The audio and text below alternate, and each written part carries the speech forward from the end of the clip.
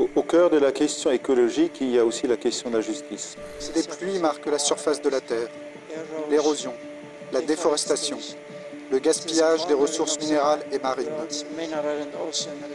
Et ce, pour alimenter un besoin de consommation insatiable. Chacun a une responsabilité personnelle dans cette protection de la création. Nous sommes certes gardiens, mais pas propriétaires de cette terre.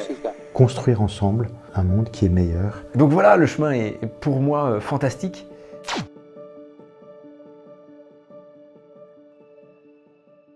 Nous vous proposons avec vos équipes de suivre un itinéraire original et inspirant sur 3 séances. L'itinéraire Entreprendre pour la maison commune. Moi, c'est Maxime, je suis président de la commission Conversion écologique, entrepreneur, je suis marié et papa de 3 petites filles. Moi, c'est Étienne, je suis prêtre, responsable du pôle mission du diocèse de Paris et conseiller spirituel de la commission Conversion écologique des EDC.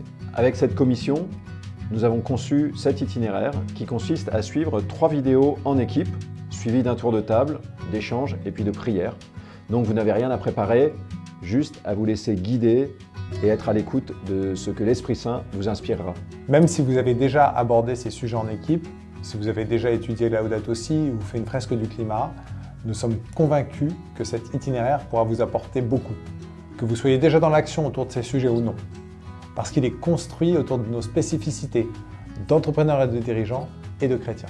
On partage tous à la fois notre attachement à ce mouvement et cette volonté de vivre aussi en Christ que possible notre vocation d'entrepreneur.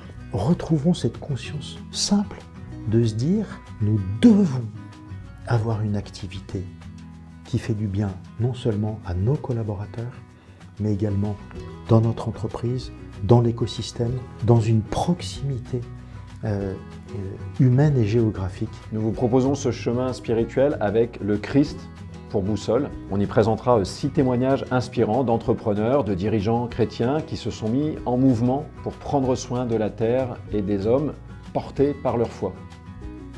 Alors rassurez-vous, il ne s'agit pas de parler d'écologie politique, ni évidemment d'une quelconque injonction déconnectée de la réalité de nos contraintes de dirigeants. Et bien entendu, l'homme est au cœur de notre démarche, parce que prendre soin de la création que Dieu nous a confiée, c'est prendre soin des hommes.